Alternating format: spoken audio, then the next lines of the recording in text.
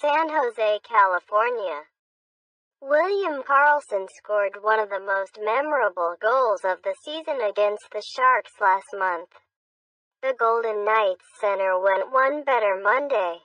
Karlsson scored 8:17 into overtime as the Knights came away with a 4-3 victory at SAP Center to regain control of their Western Conference semifinal series. "It's probably the nicest one," Karlsson said. Colin Miller and Jonathan Marchessault had power play goals in the second period, and Riley Smith also scored for the Knights, who lead the best-of-7 series 2-1. Game 4 is Wednesday at 7 p.m. It was a tough, hard-fought game between two very good teams.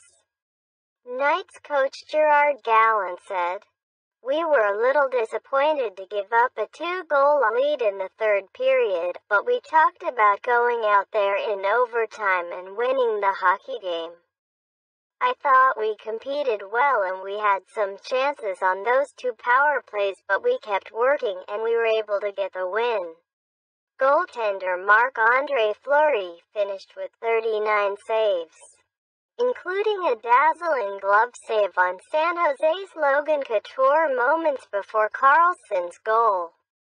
Karlsson, who scored on a between-the-legs move against San Jose on March 31st in a game that clinched the Pacific Division, streaked down the right wing and ripped a shot past goaltender Martin Jones on the blocker side.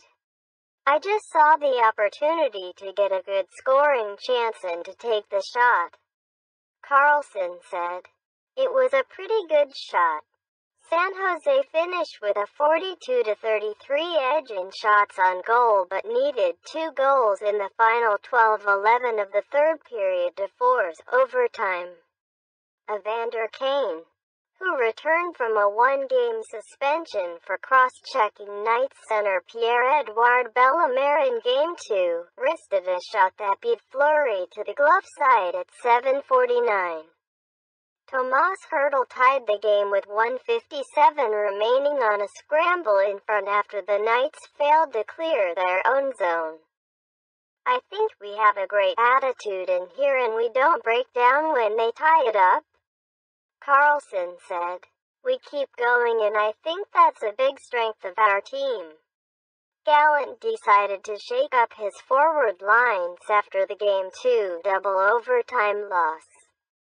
Tomas Tatar, who didn't play the past 4 games, was inserted on the third line with Cody Eakin and David Perron in place of Ryan Carpenter.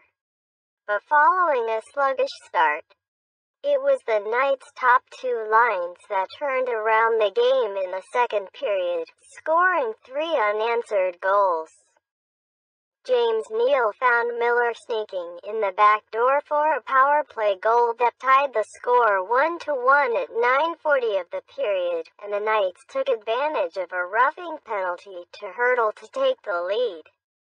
Alex Tuch sent a beautiful cross-ice pass to Jonathan Marchessault, and he one-timed it past Jones for his second goal of the playoffs with 6:51 remaining in the second. The Knights went 2 for 6 with the man advantage against the Sharks, who had the number 2 penalty-killing unit in the league during the regular season. The second period was good, Marchessault said. "We skated and we got some power plays, and that's because we played our game. If we do that on a consistent basis, I think we're able to close the game in 3 periods." Riley Smith then gave the Knights a 3-1 advantage 1:17 later off a fantastic feed from Karlsson. With his back to the play, Karlsson redirected the puck across the goal mouth to Smith, who backhanded it into an open net for his first goal of the playoffs. "He's got eyes in the back of his head sometimes," Smith said of his line mate. "He's a great player and he makes big plays."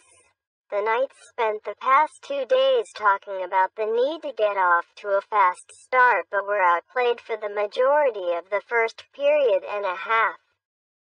San Jose finished the first period with a 16-10 advantage in shots on goal. It was 14-4 before a Knights power play with 5:15 remaining in the period, as Fleury helped them weather the storm.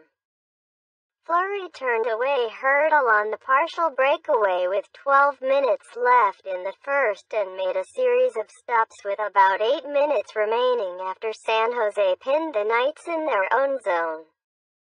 The Sharks finally broke through at 6:59 of the second period to take the lead.